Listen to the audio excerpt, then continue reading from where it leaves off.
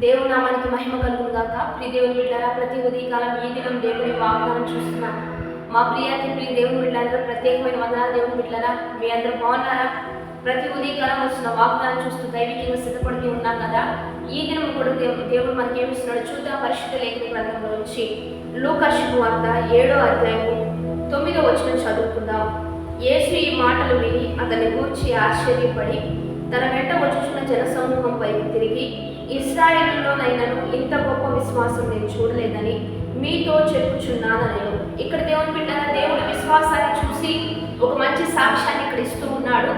ఇశ్రాయేలులో ఇంత గొప్ప విశ్వాసాన్ని నేను ఎక్కడా కూడా చూడలేదు అనేటువంటి మంచి సాక్ష్యం మనం ఇక్కడ వింటున్నాం.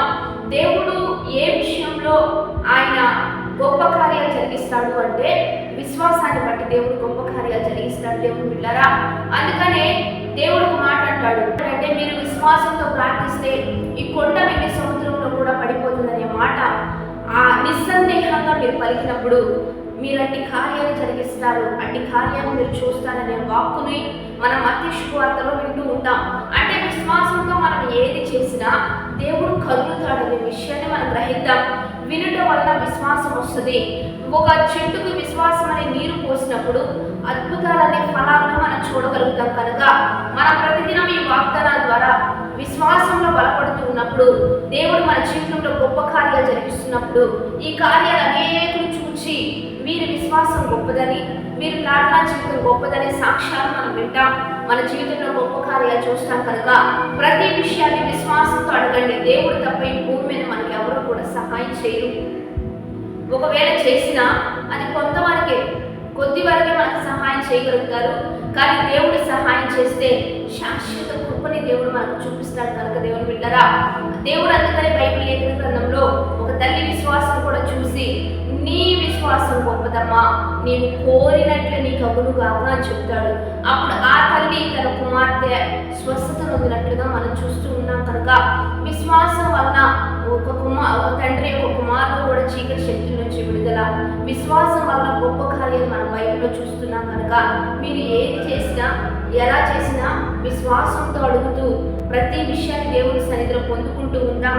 ఇక్కడైతే దేవుని బిడ్డలారా, వాక్య సాదృశ్యం ఏంటంటే ఇక్కడ ఒక శతాధిపతి ఉంటూ ఉన్నాడు. తన దాసుల్లో ఒక సైనికుడు అస్వస్థత గురి అయినప్పుడు అతని విషయమై యేసు యొద్దకు వెళ్ళినప్పుడు అప్పుడు యేసు అంటాడు, మీరు వెళ్తూ ఉండండి, అతను బాగుపడతాడు, స్వస్థతను పొందుతాడు అని. అంటే అలాంటి అవసరం లేదయ్యా, నీవు మాట మాత్రం సెలవిస్తే నా దాసుడు బాగుపరచబడతాడు అనే మాట నాకు తెలియజేస్తాడు. దేవుని బిడ్డలారా, అంటే చాలా విశ్వాసం అతనిలో చూసి దేవుడు అంటాడు, ఇంత విశ్వాసం నేను ఎవరిలో కూడా చూడలేదు.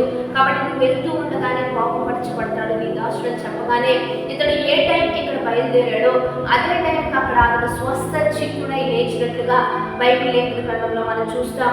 కాబట్టి విశ్వాసంతో మీరు వింటూ ఉండగానే కార్యాలు, విశ్వాసం కలుగుతూ ఉండగానే కార్యాలు, మీరు వింటూ ఉండగానే దేవుడు జరిగించబోతున్నాడు.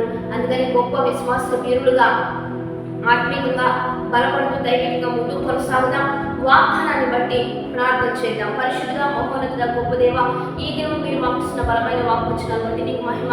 చూస్తున్న ప్రతి బిడ్డలు విశ్వాస వీరులుగా నింపయ్యా, ఆత్మీయ బలమును పొందుకున్నట్లుగా, ఆధ్యాత్మికంగా నియమించబడినట్లుగా, శారీరకంగా అన్ని రీతులుగా వర్ధులలోనికి నడిపించయ్యా. వారి ఉద్యోగాలు, వ్యాపారాలు, చదువులు, వారికి ఉన్న సమస్తం పొలాలు, గృహాలు, స్థలాలు, పాడి పశువులు, దుక్కిడెత్తులు, గొర్రెల, మేకల మందలన్నీ దీవించబడాలి. వారు కలిగిన సమస్తం దీవించయ్యా. ఎంతమందికి అక్కర్ల అవసరతలు, వేదన, బాధ, కలిపి దుఃఖము, నిట్టూర్పుతో ఉంటున్నారో కృప కలుగును గాక, కృప విస్తరించబడును గాక.